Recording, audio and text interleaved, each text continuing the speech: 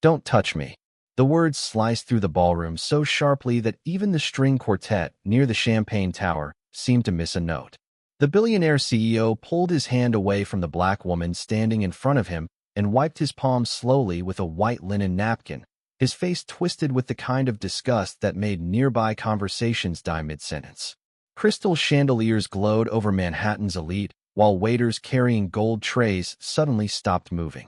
Nobody expected a scene like this at the Sterling Crown Gala, especially not from a man whose face appeared on magazine covers beside words like visionary, philanthropist, and builder of modern America. Yet there he stood in the center of the ballroom, wiping his skin as if a simple handshake had contaminated him. Some guests looked down into their wine glasses. Others pretended not to notice. A few stared openly, too stunned to look away. But the woman standing in front of him never moved. She didn't flinch. She didn't yell. She didn't shrink beneath the humiliation the way Victor Hale expected her to. Instead, she calmly folded her hands in front of her navy blue dress and looked him directly in the eye with a level of composure that unsettled him more than anger ever could. Then she spoke softly enough that only the people closest to them could hear. "You're going to regret that." Victor laughed immediately after she said it. That was his first mistake. Because 30 seconds later, the same man who mocked her in front of Manhattan's most powerful executives would be pushing through crowds trying to catch her before she reached the elevator. 30 minutes later, he would be begging for a private conversation while sweat rolled down the sides of his face. And less than 30 days later, the company his grandfather built from nothing would be collapsing on live television while reporters replayed this exact moment over and over again across every major network in America. Before we dive deeper, let us know in the comments where you're watching from. We'd love to hear from you. And don't forget to hit that subscribe button so you never miss any of our upcoming videos. The woman Victor Hale humiliated that night was named Naomi Carter. At first glance, there was nothing about her appearance that screamed billionaire. That was partly intentional. Naomi hated attention. She hated designer labels with giant logos. She hated celebrity culture. And she especially hated rooms filled with wealthy people pretending to be more important than everyone else. At 53 years old, Naomi Carter had mastered the art of invisibility inside elite spaces. She wore simple dresses tailored perfectly, but without obvious luxury branding. No diamonds rested around her neck. No bodyguards followed behind her. The only jewelry she ever wore was a thin gold bracelet that belonged to her late father, a steelworker from Birmingham, Alabama, who spent 38 years working 12-hour shifts before cancer took him at 61. Naomi never removed that bracelet. Not during board meetings. Not during interviews. Not even during surgery after a car accident 5 years earlier. Her father used to tell her something when she was little. The loudest man in the room is usually the weakest. Naomi carried that sentence with her for the rest of her life. And Victor Hale was one of the loudest men in New York City. By the time this story began, Victor Hale had spent nearly 20 years building the image of a modern American titan. News anchors praised his confidence.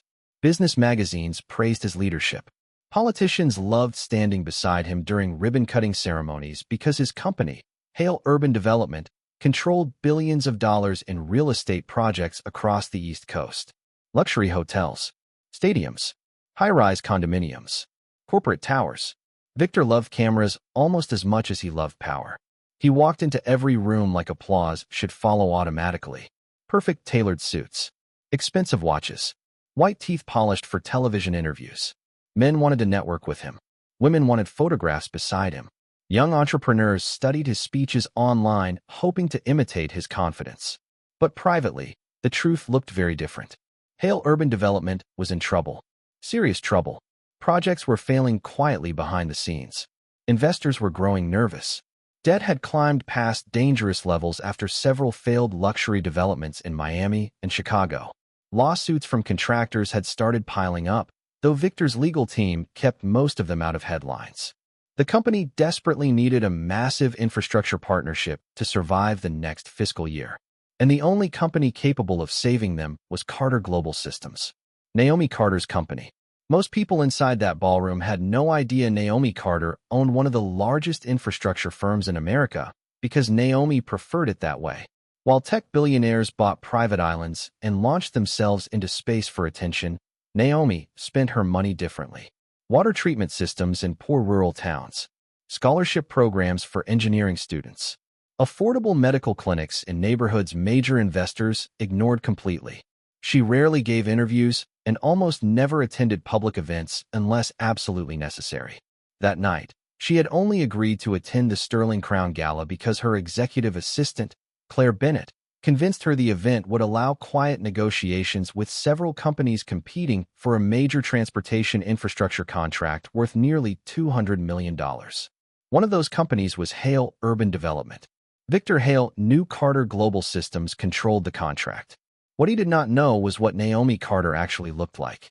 He expected someone younger, louder, flashier, someone who looked rich in the way television taught people to recognize wealth. Naomi Carter walked into the ballroom without demanding attention, and because of that, Victor Hale instantly decided she didn't matter. At exactly 8:42 p.m., a mutual business contact introduced them near the center bar overlooking Central Park. "Victor, this is Naomi Carter." "Naomi, Victor Hale." That was it. No company titles, no explanation, no dramatic introduction. Victor barely glanced at her before extending his hand lazily, already distracted by another executive approaching nearby. Naomi shook his hand politely. 1 second later, Victor's expression changed. His eyes moved across her face, her skin, her simple dress, and then toward the thin gold bracelet on her wrist. Something ugly entered his smile. He pulled his hand back quickly and grabbed the napkin from a passing server's tray. Slowly, deliberately, he wiped his palm while shaking his head. "Don't touch me," he muttered at first. Then louder, "Jesus Christ. I can still feel it." The words landed like broken glass across the ballroom. Nearby conversations stopped instantly. One woman covered her mouth. A man standing beside Victor stared at him in disbelief before quietly stepping away. Even the bartender froze with a bottle half raised in his hand. Victor looked around expecting nervous laughter. Instead, he found silence. Naomi Carter stood completely still through all of it. Calm, controlled, watching him carefully like someone solving a puzzle. And Victor, too arrogant to recognize danger standing directly in front of him, smiled smugly and made the worst decision of his life. Victor Hale kept smiling after the handshake like nothing had happened. That was the part people remembered most later when the video spread across the internet. Not just the napkin, not just the insult. It was the smile afterward. Calm, comfortable, proud of himself. Like humiliating Naomi Carter in public was the most natural thing in the world. Around him, the ballroom slowly came back to life, though the energy had changed completely. Conversations restarted in awkward bursts. Champagne glasses clinked again. Waiters resumed weaving between tables covered in white linen and gold candlelight. But the tension never really left the room. It lingered beneath every laugh and every polite smile, because everyone standing near Victor Hale understood they had just witnessed something ugly. Some guests avoided eye contact entirely.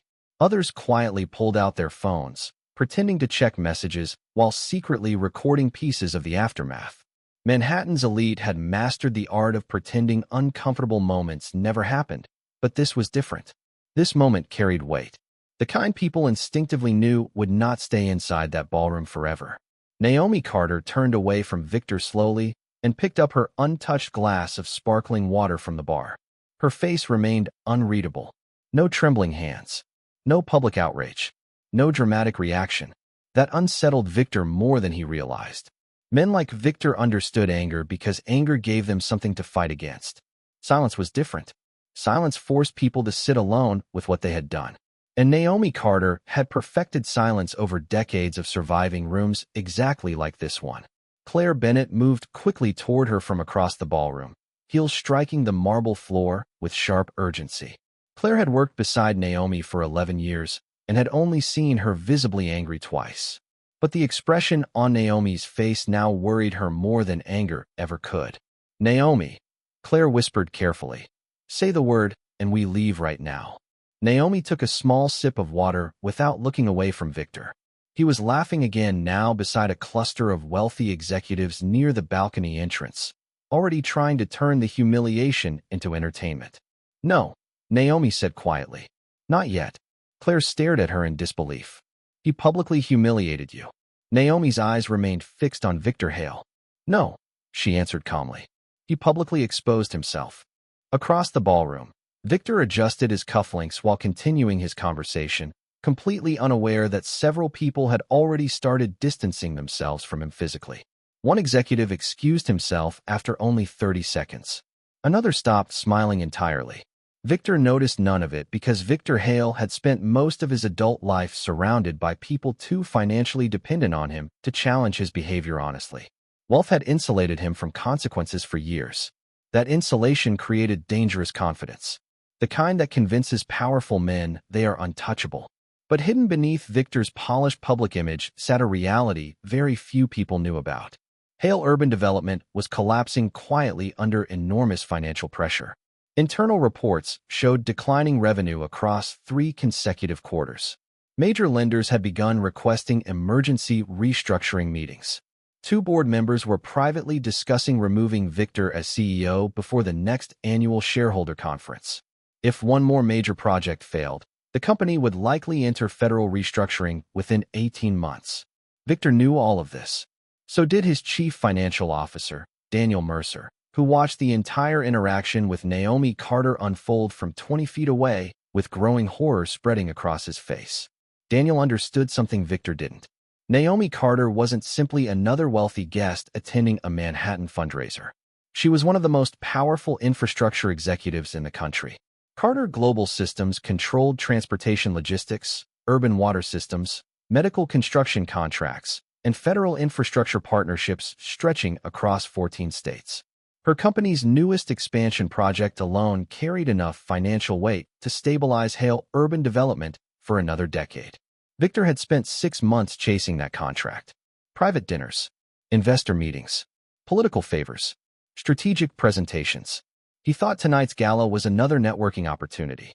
He thought he was entertaining potential business relationships among people beneath him socially, but useful financially.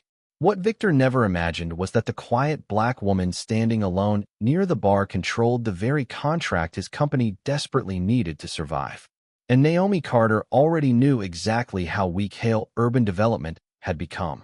3 days before the gala, confidential financial reports regarding Victor's company had landed directly on her desk. She had spent hours reviewing debt ratios, investor concerns, pending lawsuits, and failed project forecasts. By the time Victor wiped his hand after touching hers, Naomi had already been deciding whether Hale urban development deserved to exist another year. Long before Naomi Carter became one of the most powerful women in American infrastructure, she was a little girl sitting on the cracked wooden steps of a small house outside Greenville, South Carolina, listening to freight trains pass through the night. The tracks ran less than a mile from the neighborhood where she grew up, and almost every evening her father, Isaiah Carter, came home wearing heavy work boots stained with grease and railroad dust after another 12-hour shift maintaining rail lines across the state. He wasn't a wealthy man. He wasn't politically connected. Most people outside his neighborhood would never know his name. But to Naomi, Isaiah Carter was the smartest man in the world. He carried himself with a kind of quiet dignity she didn't fully understand as a child, but would spend the rest of her life trying to protect. Naomi's mother, Eleanor Carter, cleaned hotel rooms at a roadside inn 20 minutes outside town. Some nights, she worked double shifts when money got tight, which happened often. There were winters when the electricity shut off for days. Summers when Isaiah skipped meals so Naomi could eat properly before school. But despite everything they struggled through, Naomi never once heard her parents speak like victims. Her father especially refused bitterness. This world will test your pride before it rewards your effort, he used to tell her while fixing old radios at the kitchen table late at night. Never let another person decide your worth for you. Naomi remembered one moment more clearly than any other from her childhood. She was 11 years old when her father took her with him to a rail maintenance job after school because her mother was working late. During lunch break, one of the supervisors spoke to Isaiah in a way that made Naomi's stomach twist. Condescending, dismissive, like Isaiah was invisible unless instructions needed following. Naomi expected her father to argue back. Instead, he quietly kept eating his sandwich while the man embarrassed himself louder and louder in front of everyone nearby. On the drive home, Naomi finally asked why he stayed silent. Isaiah smiled slightly without taking his eyes off the road. Because some people tell you exactly who they are if you stay quiet long enough. Then he looked at her seriously and said the words Naomi would carry forever. Never interrupt someone while they're exposing themselves. Years later, after Isaiah died from lung cancer caused by decades of railroad chemical exposure, Naomi had those exact words engraved inside the thin gold bracelet she wore every single day. The bracelet originally belonged to him. It was the only piece of jewelry she truly cared about. And on the night Victor Hale wiped his hand after touching her, that bracelet rested against her wrist while her father's voice echoed quietly in the back of her mind. Naomi became the first person in her family to attend college after earning a full academic scholarship to MIT at 17 years old. Leaving South Carolina terrified her more than she admitted publicly. Boston felt cold in every possible way when she first arrived. Cold weather, cold classrooms, cold conversations where wealthy students discussed private schools, vacation homes, and family investment portfolios, while Naomi worked late-night campus cleaning shifts just to cover books and groceries. There were professors who assumed she had been accepted only because of diversity programs. Investors who dismissed her ideas during graduate research presentations. Men in expensive suits who complimented her intelligence with surprise in their voices like it contradicted what they expected from her. Naomi learned quickly that success did not erase prejudice. Sometimes it magnified it. But she also learned something else. Every room that underestimated her gave her an advantage. People revealed information freely when they assumed she lacked power. They ignored her until they needed her. By then, it was usually too late. At 28, Naomi launched Carter Global Systems from a rented warehouse office outside Newark, New Jersey. The building had leaking pipes, uneven heating, and second-hand office furniture bought from a bankrupt insurance company auction. During the first year, Naomi handled payroll herself, answered customer service calls personally, and often slept on a fold-out cot beside stacks of shipping manifests because she couldn't afford both an apartment and full staffing. There were nights she worked 18 hours straight negotiating medical supply transportation contracts while eating vending machine crackers for dinner. More than once, potential investors walked directly past her in meetings assuming she was an assistant instead of the founder. One banker asked if the company's real owner would be joining the discussion later. Another executive suggested she partner with a white male co-founder because clients would feel more comfortable during negotiations. Naomi remembered every face, every sentence, every dismissive smile. She never forgot any of it. But she also never wasted energy trying to convince people to respect her personally. She focused on building something too powerful to ignore. Over the next 20 years, Carter Global Systems expanded quietly into one of the largest biotech infrastructure firms in the country. Hospital transportation systems, pharmaceutical logistics, federal rail modernization contracts, emergency medical supply chains during natural disasters.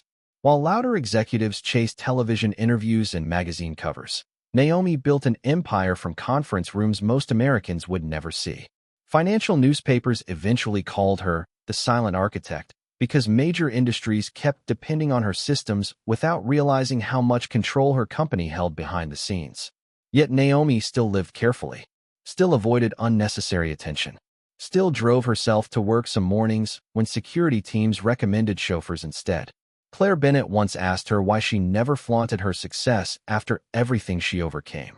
Naomi answered without hesitation, because power that constantly announces itself usually isn't real power. By the time Victor Hale humiliated her at the Sterling Crown Gala, Carter Global Systems controlled the exact infrastructure contract Hale Urban Development desperately needed to survive. A $200 million transportation expansion project stretching across 3 states. Victor believed winning that contract would rescue his collapsing company. What he didn't understand yet was that the quiet woman he insulted in front of Manhattan's elite had already spent weeks deciding whether his company deserved saving at all. To the public, Victor Hale looked untouchable. Every magazine cover showed the same carefully constructed image. Tailored Italian suits, perfect silver hair, expensive watches peeking beneath polished cufflinks, confident smiles beside politicians, athletes, and celebrity investors. Business podcasts called him the king of modern development. Television hosts praised his instincts. Financial reporters described Hale Urban Development as one of the last great family empires in American real estate. Victor encouraged all of it because image mattered to him almost more than reality itself. He understood how powerful appearances could be in America. People trusted wealth when it looked expensive enough. They trusted confidence when it sounded loud enough. And Victor Hale had spent decades mastering both performances. But hidden behind luxury offices and polished interviews sat a company bleeding money faster than anyone outside the executive floor realized. Internal audits showed terrifying losses buried beneath layers of financial maneuvering. Several major construction projects had stalled after cost overruns exploded beyond projections. Contractors were suing for delayed payments. Two luxury developments in Miami had failed completely after investors quietly withdrew funding. Banks that once competed for Victor's business had started requesting emergency financial disclosures before approving additional loans. The company wasn't collapsing publicly yet, but inside executive meetings, panic had already begun spreading. Every morning, Victor still arrived at headquarters like a man in complete control. Chauffeur-driven black sedan, private elevator, personal assistant carrying fresh market reports beside him. Employees stood straighter when he walked past because Victor demanded that kind of atmosphere around himself. Fear mixed with admiration. He loved expensive things because expensive things helped maintain the illusion that nothing could touch him. $12,000 watches, handmade leather shoes from Milan, rare whiskey collections displayed inside his office beside framed magazine covers featuring his face. Victor inherited Hale urban development from his father 21 years earlier, but he spoke publicly as though he built everything himself from scratch. That detail mattered deeply to him. Self-made men received respect. Inherited men received comparisons. Victor hated comparisons because somewhere deep beneath his confidence sat a fear he spent most of his life trying to outrun. The fear that maybe he wasn't as intelligent as people believed. Maybe he was simply born closer to opportunity than everyone else. So he overcompensated constantly. Louder speeches, bigger parties, more aggressive displays of dominance. Men like Victor often mistake arrogance for strength because admitting weakness feels unbearable to them. And right now, Victor Hale was weaker than he had ever been in his entire life. 3 weeks before the Sterling Crown Gala, Victor sat inside the executive conference room overlooking downtown Manhattan while Daniel Mercer walked through the latest financial reports with growing concern written across his face. Daniel had worked beside Victor for nearly 9 years and understood the company's actual condition better than anyone else alive. The numbers no longer scared him because they had moved beyond scary into catastrophic territory. A massive digital screen glowed against the far wall displaying debt forecasts, investor withdrawal risks, and shrinking liquidity projections. Victor barely looked at it. Instead, he adjusted the sleeve of his suit while checking the reflection of his watch in the conference table's polished surface. Daniel noticed the behavior immediately. Victor always focused more on appearances whenever reality became uncomfortable. "We lost another investor group this morning," Daniel said carefully while sliding several documents across the table. "That makes 4 this quarter." Victor waved the comment away like smoke. Investors panic every election cycle. They'll come back. Daniel didn't answer immediately because he was trying very hard not to lose his temper. He respected Victor once.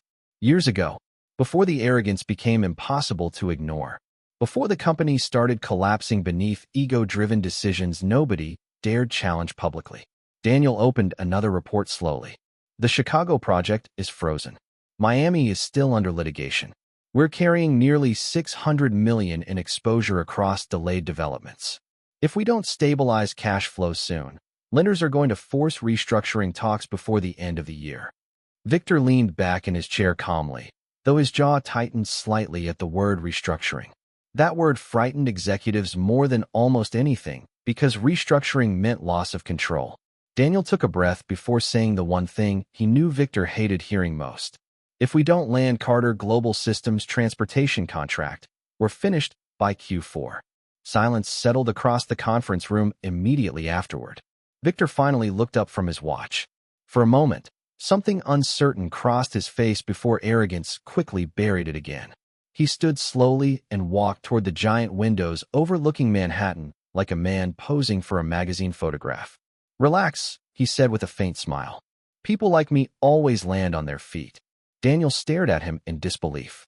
That sentence explained Victor Hale better than years of business articles ever could. Victor genuinely believed rules applied differently to men with enough money and influence. Consequences belonged to ordinary people.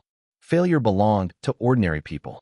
Men like him recovered because the world had always protected them before impact became permanent. But Daniel understood something Victor refused to accept. Their survival no longer depended on reputation, charm, or inherited influence. It depended entirely on Naomi Carter. Carter Global Systems controlled the exact contract capable of rescuing Hale urban development from financial collapse. Without it, bankruptcy discussions would begin within months. Victor knew Naomi Carter's company held the power to save him. What he did not know was that the woman he would later humiliate at the gala had already reviewed every weakness hidden inside his company's confidential financial reports. And by the time Victor wiped his hand after touching hers, Naomi Carter already understood one terrifying truth better than anyone else in Manhattan. Victor Hale was not standing on solid ground anymore. That confidence would disappear before midnight. Victor Hale arrived at the Sterling Crown Gala at exactly 8:17 p.m., 15 minutes later than the invitation requested, and precisely when he intended to arrive. Men like Victor understood the performance of power better than they understood humility. Arriving late forced attention. It interrupted conversations. It made people turn their heads. And as Victor stepped through the grand ballroom entrance overlooking the Manhattan skyline, heads did turn exactly the way he expected. The room glowed beneath towering crystal chandeliers that scattered warm gold light across polished marble floors. Jazz music floated softly from a live quartet near the balcony, while servers in white gloves moved through clusters of wealthy guests carrying trays of champagne and imported wine. Beyond the towering windows, New York shimmered beneath the night sky like a living machine made of glass and ambition. Victor paused deliberately at the entrance for half a second, adjusting the cuff of his charcoal suit, while scanning the room with the quiet satisfaction of a man who believed he belonged at the center of it. He loved rooms like this because they rewarded appearances, and Victor had spent his entire life mastering appearances. Naomi Carter entered the gala 12 minutes later through a side corridor near the terrace entrance. Unlike Victor, she attracted almost no immediate attention at all. That was intentional. She wore a simple, dark navy dress with no visible designer logos, no diamonds around her neck, no expensive accessories beyond the thin gold bracelet resting softly against her wrist. Her hair fell naturally against her shoulders. Minimal makeup. No entourage surrounding her. She looked elegant but understated in a ballroom full of people trying desperately to look important. Claire Bennett walked beside her quietly, carrying a small silver clutch, while several executives glanced toward Naomi briefly before dismissing her almost instantly. Naomi noticed every look without reacting to any of them. She understood rooms like this better than most people inside them. Wealthy people often revealed their character fastest when they believed nobody important was watching. And tonight, Naomi intended to watch carefully.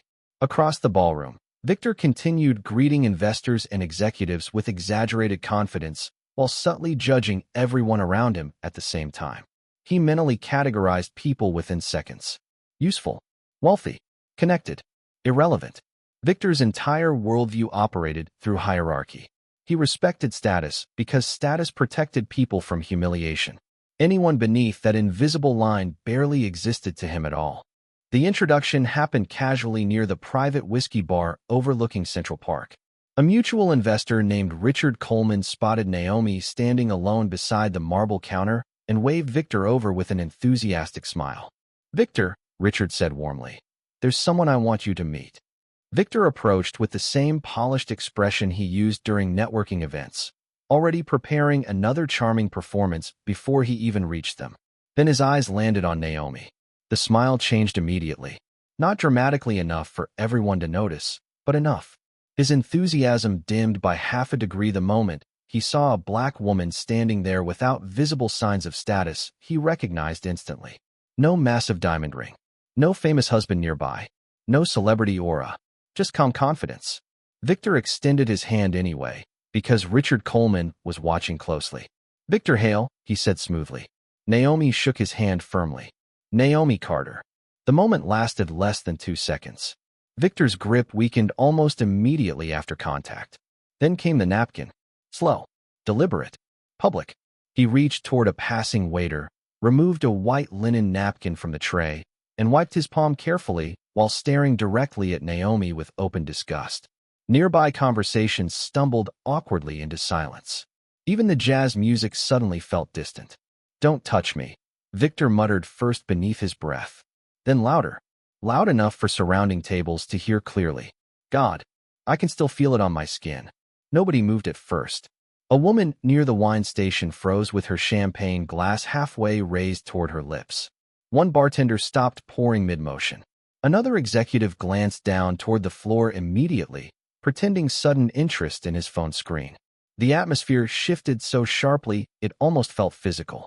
Public humiliation always changes the temperature of a room. People instinctively recognize moments capable of becoming disasters. Naomi remained perfectly still.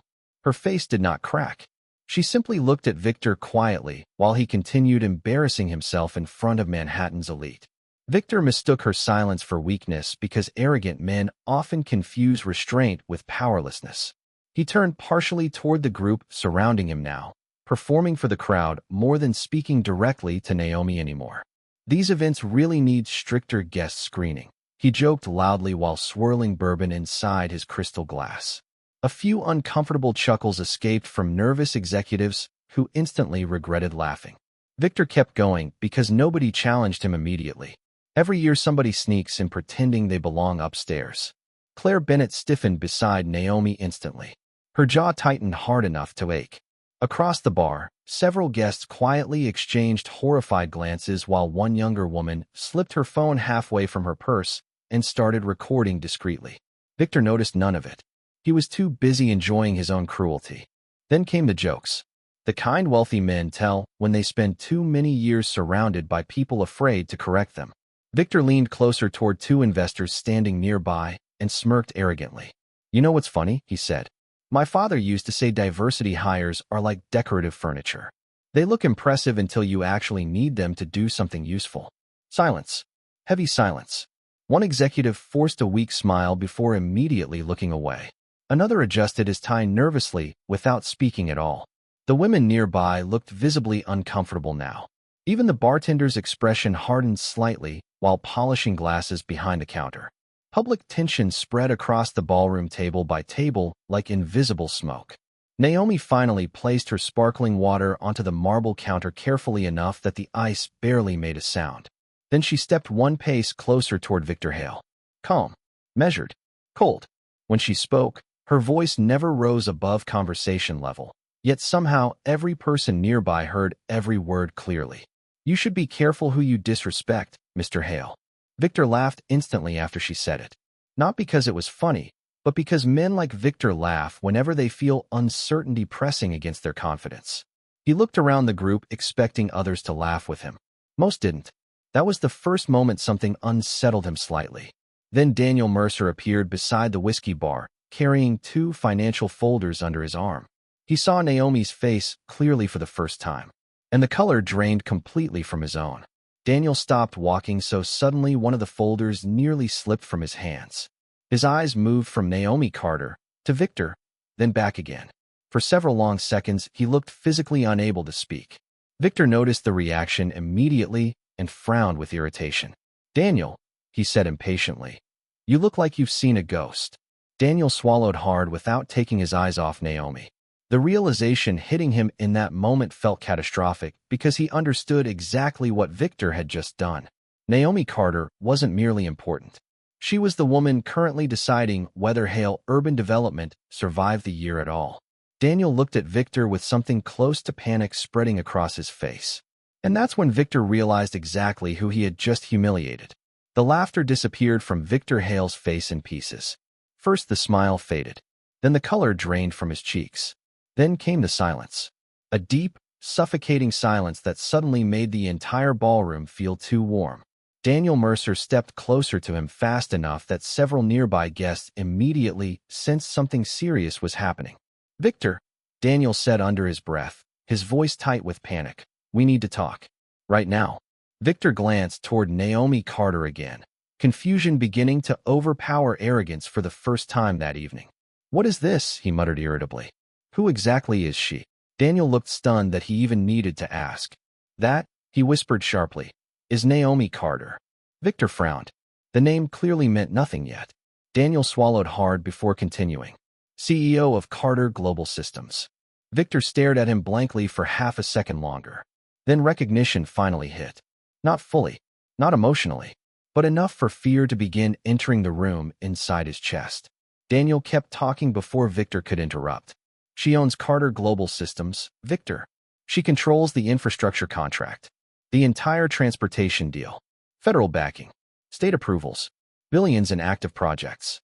Jesus Christ. Daniel rubbed both hands across his face in disbelief. "Do you understand what you just did?" Victor turned slowly toward Naomi again. Suddenly, the simple navy dress looked different to him. The bracelet looked different. The calm expression looked different. Everything looked different now because power had finally become visible to him. Across the ballroom, Naomi stood beside Claire Bennett speaking quietly with another guest as though nothing important had happened at all. That terrified Victor more than anger would have. Angry people could sometimes be manipulated. Calm people usually could not. "No," Victor said quickly, almost desperately. "There's no way that's her." Daniel pulled his phone from his jacket immediately and opened a Forbes profile with shaking fingers. He shoved the screen toward Victor's face. Naomi's photograph filled the display beside headlines discussing billion-dollar transportation expansions and federal infrastructure partnerships.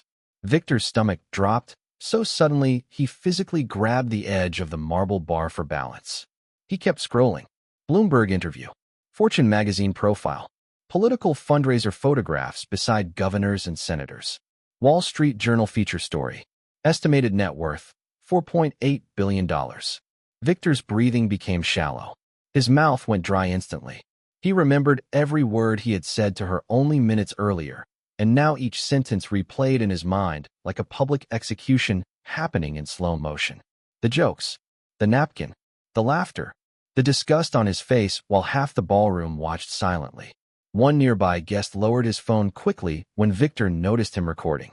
Another woman whispered something quietly into her husband's ear while staring directly toward Victor with open disgust. Daniel leaned closer, speaking rapidly now. "Victor, listen to me carefully.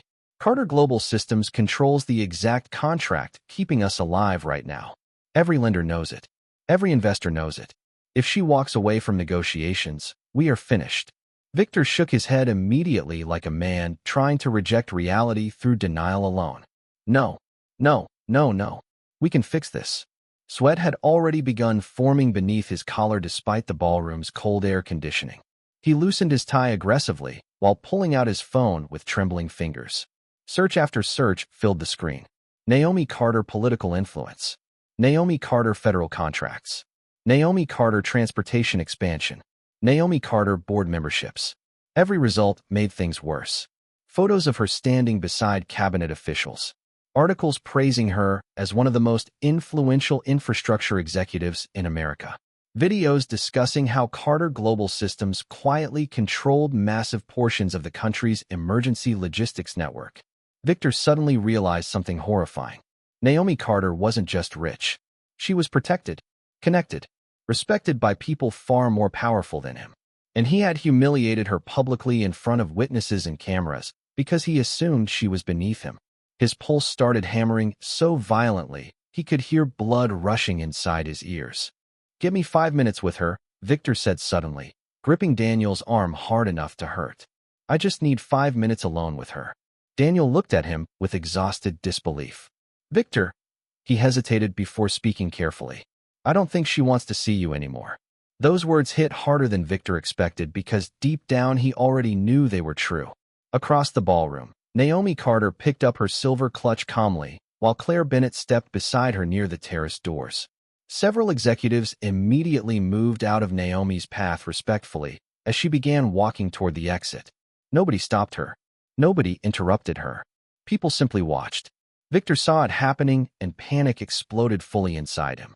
"No," he muttered under his breath before suddenly pushing through the crowd. "Excuse me. Move." Glasses rattled against tables as he hurried past guests toward the ballroom exit, ignoring the stunned expressions turning toward him from every direction. Daniel followed several steps behind, already knowing this situation was becoming impossible to control. Naomi reached the grand hallway outside the ballroom just as Victor caught up to her near the elevators. "Miss Carter," he called out breathlessly. She stopped walking but did not turn around immediately. Claire Bennett's expression hardened the second she saw Victor approaching. Several nearby guests slowed down discreetly, pretending to check their phones while clearly listening. Victor finally reached Naomi, visibly sweating now despite the cool marble hallway surrounding them. "Naomi," he said quickly, his voice cracking slightly. I owe you an apology." Naomi turned slowly toward him, calm, expressionless. Victor swallowed hard beneath her gaze. "What happened in there?" he continued nervously. "That's not who I am. I made assumptions and I deeply regret." Naomi interrupted him softly before he could finish. "No," she said. "You regret finding out who I am." Victor froze completely. The hallway had gone silent around them. Even the elevator doors opening nearby sounded distant. Naomi stepped slightly closer, her voice still perfectly calm. "You weren't sorry when you thought I was powerless." The sentence hit Victor harder than any public scream could have, because it was true. Every person standing nearby knew it was true. Victor opened his mouth again, searching desperately for something to say, but no words came. Naomi studied him quietly for one final moment before speaking again. "Men like you always reveal themselves eventually, Mr. Hale." Then she turned away and entered the elevator beside Claire Bennett without another word. Victor stood frozen in the hallway while the elevator doors slowly closed between them. And for the first time in his entire adult life, Victor Hale felt what real powerlessness actually looked like. Victor Hale barely slept the night after the gala. Every time he closed his eyes, he saw the elevator doors shutting between himself and Naomi Carter while strangers watched him unravel in public. By sunrise, his assistant had already canceled 3 investor meetings because Victor claimed he was feeling under the weather. In reality, he was sitting alone inside his penthouse office refreshing his phone every 30 seconds hoping the embarrassment from the gala would quietly disappear by morning. Men like Victor spent their entire lives believing influence could contain consequences. Most scandals faded if enough money surrounded them quickly enough. Enough lawyers. Enough publicists. Enough carefully worded statements. Victor convinced himself this would pass too.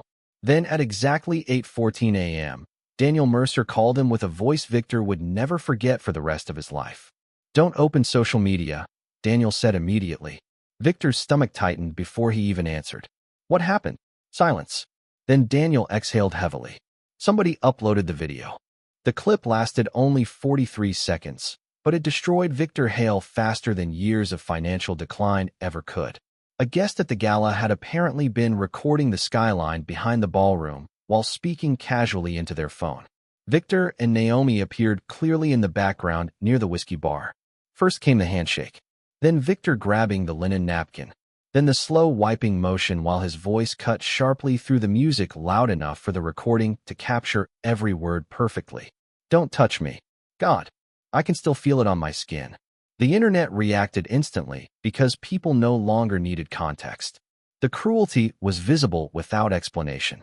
By noon, the video had already spread across Twitter, Instagram, TikTok, Facebook, YouTube Shorts, and cable news broadcasts running the footage on repeat beneath giant red headlines. Billionaire CEO humiliates black executive at Manhattan Gala. Corporate racism caught on camera. Wall Street executive faces backlash after viral incident. Millions of people watched Victor Hale expose himself publicly within hours. But what truly pushed the story into another level entirely was Naomi Carter's reaction in the video. She never flinched, never yelled, never lost control. While Victor looked arrogant and ugly, Naomi looked calm, dignified, untouchable. The contrast made the footage impossible to look away from. By mid-afternoon, hashtags exploded across social media. Hashtag Victor Hale. Hashtag Naomi Carter. Hashtag the napkin video. Political commentators debated the footage on television. YouTube creators posted reaction videos dissecting every facial expression frame by frame. One former prosecutor called Victor's behavior the clearest example of public arrogance destroying itself in real time. Another commentator said something that spread online almost as quickly as the video itself. The problem wasn't that he thought she was powerful. The problem was that he believed powerless people deserved disrespect. That sentence hit millions of viewers directly in the chest because most people had experienced some version of that humiliation before. Being judged instantly by appearance, being dismissed before speaking, being treated as invisible until status forced recognition. Older viewers especially connected emotionally because they recognized the social tension immediately. Offices, country clubs, corporate dinners, neighborhood meetings. America had always contained rooms where people quietly decided who belonged and who didn't. Victor Hale simply made the mistake of saying the quiet part out loud while cameras were recording. Inside Hale Urban Development Headquarters, panic spread floor by floor like fire moving through dry wood. Employees huddled around phones watching the clip replay repeatedly, while executives locked themselves inside conference rooms trying to calculate damage control strategies. Victor's public relations team released a statement before sunset claiming the video lacked full context.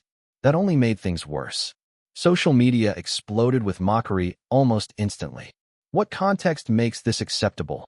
One viral comment read beneath the company's statement. Another simply said, "We watched the full context. That's why everyone's angry." Late-night television hosts turned Victor into a punchline before the first 24 hours even ended. Financial analysts openly questioned whether Hale Urban Development could survive the backlash if Naomi Carter withdrew the transportation contract publicly. Investors began calling nonstop, requesting emergency meetings. One board member reportedly told Daniel Mercer privately, "If this keeps growing, Victor may not survive the week as CEO." But the public humiliation was only the beginning. Because once the internet smells blood, people start digging. And when they dug into Victor Hale's history, things became much uglier. The first accusation came from a former executive assistant named Renee Walker. She posted a short statement online describing how Victor once told her certain clients preferred a cleaner image during high-profile meetings and suggested she straighten her natural hair permanently if she wanted promotions. Thousands shared her story within hours. Then another former employee spoke publicly. Then another. Then another. By the second day, journalists were contacting dozens of ex-employees connected to Hale Urban Development, and the stories coming forward painted a disturbing pattern stretching back years. Minority contractors allegedly receiving delayed payments, while white-owned firms got immediate approvals. Black executives repeatedly overlooked for senior leadership positions despite stronger qualifications. Internal complaints quietly buried by human resources. One former manager described Victor as the kind of man who smiled publicly while making discriminatory decisions privately.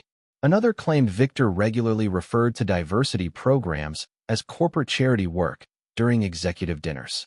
Each revelation landed harder than the last because the viral video now looked less like one terrible moment and more like evidence of a much larger truth hiding beneath Victor Hale's polished public image. Cable news networks switched from discussing a single scandal to investigating a corporate culture. Reporters camped outside Hale Urban Development Headquarters daily. Former employees began organizing together online, comparing experiences they once thought were isolated incidents. One investigative journalist uncovered confidential discrimination complaints filed quietly against the company years earlier that never reached public attention after private settlements were arranged. The deeper people looked, the worse it became. Victor's arrogance at the gala suddenly made sense to everyone watching because patterns always reveal character eventually. Naomi Carter understood that the moment Victor wiped his hand after touching hers. She recognized the confidence of a man who had behaved this way for years without consequences. And now the consequences were arriving all at once. Every hour brought another headline, another accusation, another witness, another crack in the image Victor Hale had spent decades building. His world was no longer collapsing privately behind boardroom doors. Now the entire country was watching it happen in real time. The viral video changed the story, but the investigation changed everything else.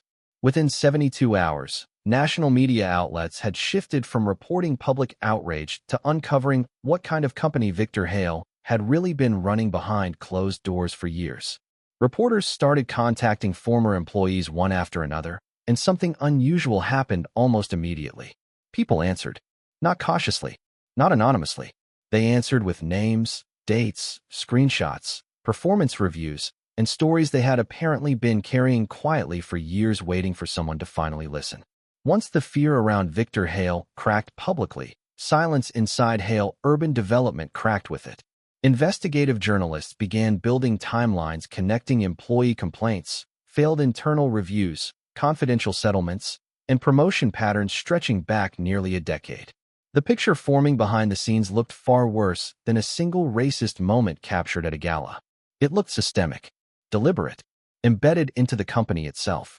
A senior investigative reporter named Laura Mitchell from the New York Ledger became one of the first journalists to fully pursue the story beyond the viral clip.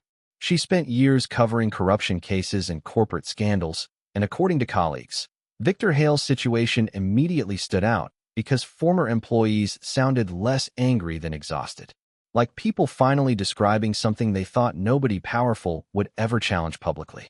Laura's first major article published 5 days after the gala beneath a headline that sent shockwaves through Wall Street. Inside Hale Urban Development's Culture of Discrimination. The article contained interviews from 12 former employees describing repeated patterns of racial bias, retaliation, and humiliation inside the company. One former regional director named Marcus Reed revealed he had been denied promotions 3 separate times despite outperforming every candidate selected above him. Victor once told me clients preferred executives who looked more familiar, Marcus said during the interview. I asked him what that meant. He smiled and changed the subject. Another employee described being excluded from investor dinners after Victor allegedly claimed certain clients were more comfortable with a specific image representing the company. The language sounded polished enough to avoid lawsuits at the time, but hearing the stories together created a pattern nobody could ignore anymore. Then came the leaked emails. Anonymous sources inside Hale Urban Development started forwarding internal communications directly to journalists and federal investigators. One email exchange between Victor and a senior hiring executive included comments questioning whether a black applicant would fit the culture clients expect. Another referenced concerns about making the executive team look too political after discussions around diversity hiring initiatives. The wording became more disturbing with every leak. One internal message discussing a Latino contractor referred to him as not polished enough for high-end partnerships, despite years of successful projects and glowing evaluations. By the second week, cable news networks displayed screenshots of Victor's internal emails beside clips from the gala video, while legal analysts openly discussed possible discrimination violations on live television. Victor's lawyers attempted damage control aggressively, arguing the communications lacked context and reflected isolated incidents. But nobody believed isolated incidents anymore because too many people were telling similar stories independently. Patterns were becoming impossible to deny. Former employees started appearing on camera publicly after years of silence. Some looked nervous. Others looked relieved. A woman named Denise Holloway described how she was repeatedly mistaken for administrative staff during executive meetings despite leading one of the company's highest-performing divisions. Victor never corrected people, she said quietly during an interview. Sometimes I think he enjoyed watching it happen. Another former employee broke down emotionally while describing retaliation after reporting discriminatory behavior internally. Performance reviews suddenly changed. Invitations disappeared. Career growth stopped overnight. You learn very quickly that speaking up made you a problem, he explained. The stories carried emotional weight because they felt deeply human rather than corporate. Humiliation during meetings. Being spoken over constantly. Watching less qualified employees receive opportunities while management pretended not to notice obvious bias. Older viewers especially connected with those moments because many had witnessed similar dynamics throughout workplaces for decades. The scandal stopped feeling like entertainment and started feeling familiar. Then federal attention arrived. The Equal Employment Opportunity Commission announced a formal inquiry into Hale Urban Development after reviewing multiple discrimination complaints tied to the company. State investigators reportedly requested internal hiring records, promotion histories, settlement agreements, and executive communications stretching back several years. Financial regulators also began examining whether the company failed to disclose pending legal risks to investors properly. Hale Urban Development's stock dropped again immediately after the announcement. Investors who once defended Victor publicly started distancing themselves carefully through carefully worded statements emphasizing corporate accountability and leadership concerns.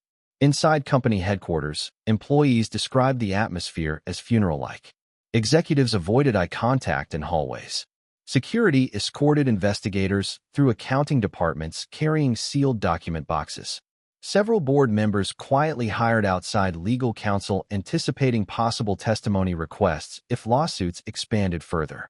Victor remained publicly silent during most of it, appearing only once briefly outside headquarters where cameras captured him refusing questions before climbing into a waiting black SUV with visible panic written across his face.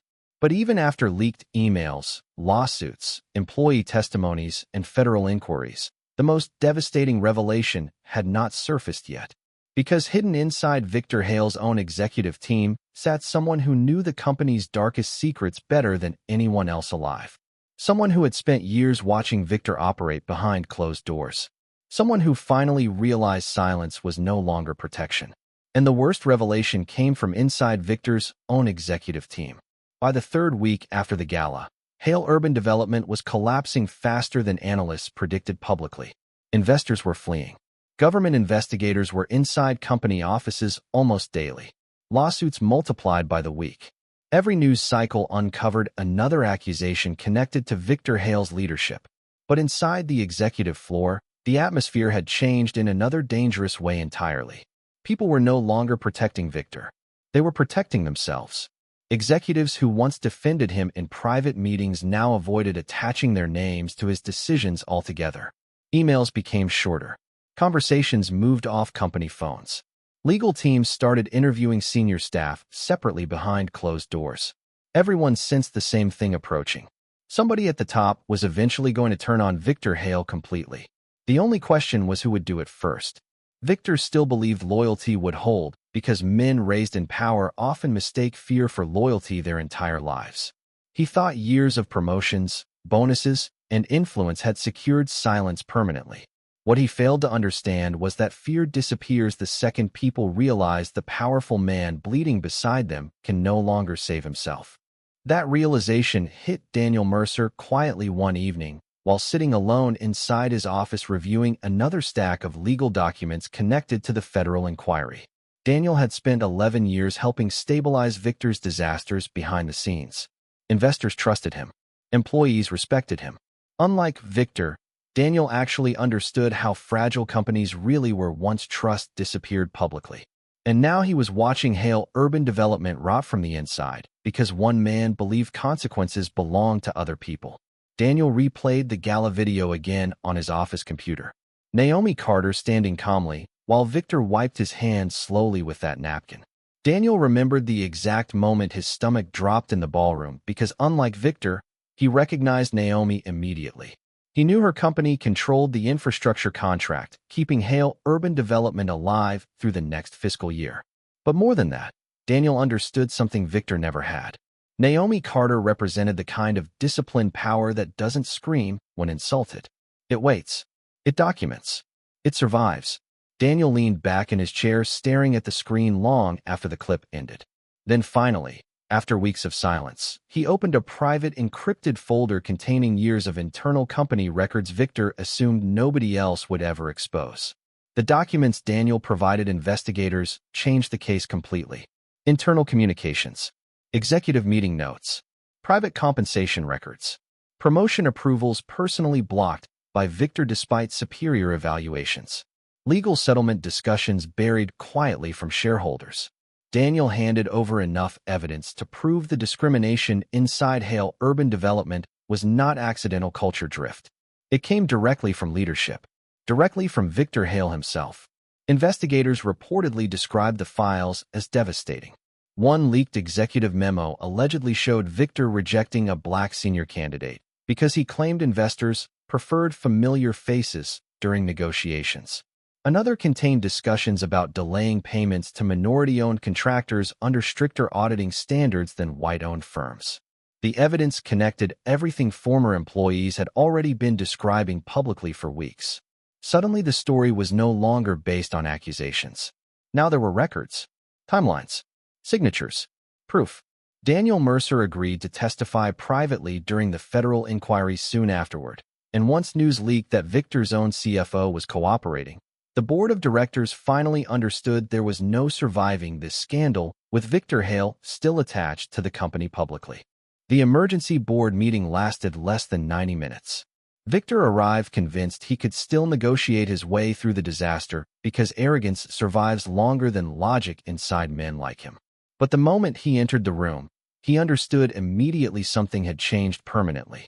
Nobody greeted him warmly. Nobody smiled. Nobody defended him. 12 board members sat silently while legal counsel organized folders neatly across the long mahogany table. Victor tried speaking first, launching into another explanation about media manipulation and online outrage culture destroying reputations unfairly. Halfway through his speech, the chairman interrupted him coldly. "This isn't about public relations anymore, Victor." Then came the vote. Unanimous removal as CEO effective immediately. Daniel Mercer appointed interim chief executive until restructuring began. Victor stared around the room in disbelief, searching desperately for one familiar face willing to stand beside him publicly. There wasn't one. The same executives who once laughed at his jokes and protected his ego now sat expressionless, while the empire carrying his family name pushed him out completely. Victor left the boardroom pale, sweating, visibly shaking according to employees who watched him cross the executive floor, carrying a cardboard box less than an hour later. 3 days after losing control of the company, Victor contacted Naomi Carter privately requesting one final meeting. Naomi agreed surprisingly fast, which unsettled him even more. The meeting took place inside Ellison Biotech headquarters late in the evening after most employees had already gone home.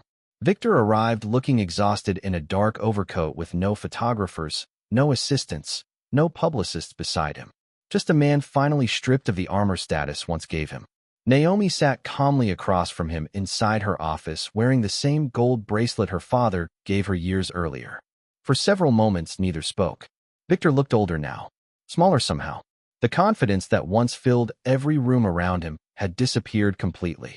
Finally, he leaned forward slowly and began talking in a voice barely recognizable from the man at the Gala weeks earlier.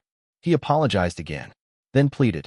He spoke about employees losing jobs, families depending on the company surviving, decades of business history collapsing overnight. He admitted fear openly now because humiliation had burned arrogance out of him publicly. "Please," Victor said quietly, "help me save the company. Help me save what's left of my reputation. Don't let everything disappear like this." Naomi listened without interrupting once. The room remained silent after Victor finished speaking because Naomi understood something he still didn't. He believed this meeting was about rescuing himself. But the story stopped being about him the second he decided another human being deserved disrespect based on appearance. Naomi folded her hands together calmly and looked directly into Victor's eyes before answering softly. "I wasn't invisible, Victor. You just refused to see me." The words landed harder than shouting ever could because Victor finally understood the truth hiding underneath every consequence destroying his life now. Naomi had always possessed power, intelligence, influence, and dignity long before the Gala happened. Victor simply failed to recognize humanity unless wealth announced itself loudly enough for him first. Naomi then explained something Victor clearly did not expect. Ellison Biotech had already begun offering positions to displaced Hale urban development employees affected by the restructuring.